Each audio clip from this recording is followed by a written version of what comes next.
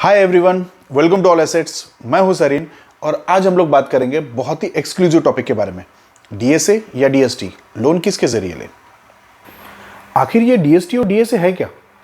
तो चलिए इनके बारे में जानते हैं। तब तक आप मेरे चैनल को सब्सक्राइब कीजिए, बेल आइकन दबाइए और ज़्यादा से ज़्यादा इस वीडियो को शेयर कीजिए।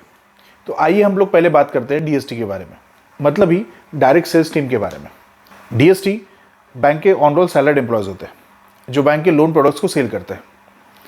Example, home loan, mortgage loan, business loan etcetera. इनको बैंक्स प्रोडक्ट सेल करने के लिए एक टारगेट देती है। उस टारगेट को अगर ये लोग अचीव कर लेते हैं तो इनको सैलरी के साथ साथ इंसेंटिव भी बैंक देती है। डीएसए मतलब ही डायरेक्ट सेल्स एसोसिएट्स, इनको बैंक का ऑथराइज चैनल पार्टनर भी कहा जाता है। जैसे सैलरीड एम्प्लॉयज़ को मतलब डीएसटी को बैंक्स सैलरी और इंसेंटिव देती है, वैसे ही अगर डीएसए कोई बिजनेस करता है बैंक में तो उसके बदले में बैंक्स उनको पे आउट देती है। तो चलिए जल्दी से जानते हैं इन दोनों के कंपैरिजन के बारे में। तो आइए हम बात करते हैं सबसे पहले पॉइंट के बारे में। पहला पॉइंट है एक्सपीरियंस। डीएसटी किसी एक प्रोडक्ट और एक बैंक से जुड़ा होता है, इस वजह से उसका जो एक्सपीरियंस होता है वो लिमिटेड होता है। बल्कि डीएसए जो होता है वो अलग अलग बैंकों के साथ काम करता है, अलग अलग प्रोडक्ट्स में वो डील करता है। इस वजह से as compare to DST, DSA का जो एक्सपीरियंस होता है वो थोड़ा ज़्यादा होता है।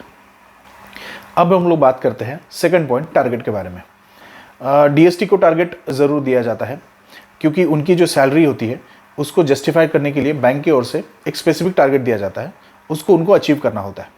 जबकि डीएसए को किसी प्रकार का कोई टारगेट नहीं होता है, बिकॉज वो एक फ्रीलांसर की तरह काम करता है और इसीलिए उसका जो फोकस होता है वो लॉगिन बना होते हुए डिसबर्समेंट पे होता है। और वैसे भी बैंक डीएसए को आफ्टर डिसबर्समेंट जो भी उसका लोन अमाउंट डिसबर्स होता है उसी के ऊपर उसको पे आउट देती है।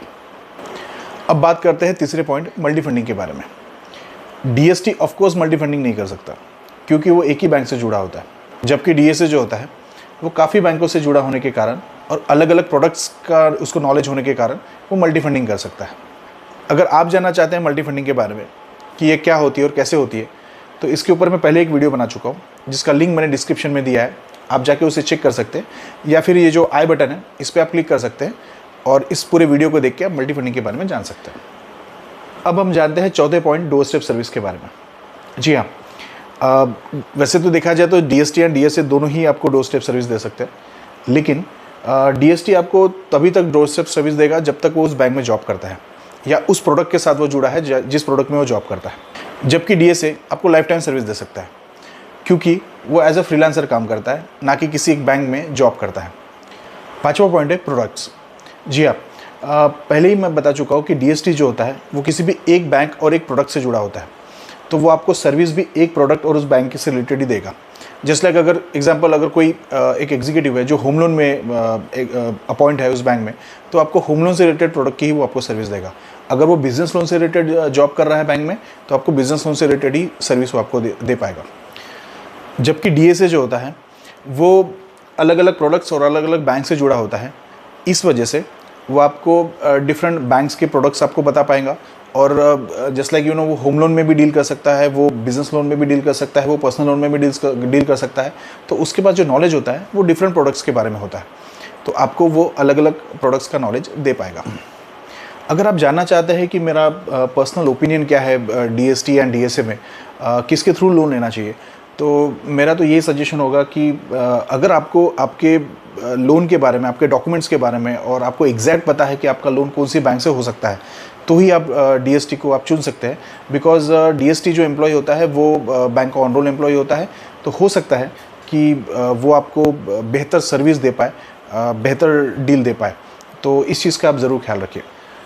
लेकिन अगर आपको आपके डॉक्यूमेंट्स के बारे में ज़्यादा नॉलेज नहीं है, आपको ये नहीं पता कि आपके डॉक्यूमेंट के बेसिस पे किस बैंक से आपका लोन हो सकता है, क्या बेहतर रेट ऑफ इंटरेस्ट आपको मिल सकता है, क्या बेहतर डील आपको मिल सकती है, तो मेरा यही सजेशन रहेगा कि आप किसी एक्सपीरियंस्ड डीएसए के पास जाइए या उनको कांटेक्ट कीजिए।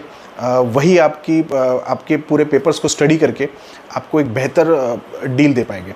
इन सब बातों के बीच में एक बात मैं ज़रूर कहना चाहूँगा कि आप लोन किसी भी के थ्रू ले, चाहे आप डीएसटी के थ्रू लोन ले या डीएसए के थ्रू लोन ले, लेकिन जब तक उस पर स्टडी ना हो तब तक उस लोन को प्रोसेस ना करने दें। बिकॉज अगर आपका लोन आपने बिना स्टडी किए प्रोसेस किया तो हो सकता है आपका लोन पास नहीं होगा, या होगा तो भी वो डील नहीं मिल पाएगी जो आप एक्सपेक्ट कर रहे हो, और उससे आपकी मल्टीपल इंक्वायरीज क्रिएट होनी शुरू हो जाएगी, जिससे आपके सिबिल स्कोर पे इम्पैक्ट हो सकता है, आपके फिनेंशियल प्रोफाइल पे इम्पैक्ट हो सकता है, और आपको आगे लोन लेने में दिक्कतें खड़ी हो सकती है। यहाँ मैंने एक छोटी सी कोशिश की है कि मैं आपको डीएसए और डीएसटी के बीच का डिफरेंस समझा सकूं, आपको कंपेयर करके थोड़ा सा मैंने बताया है।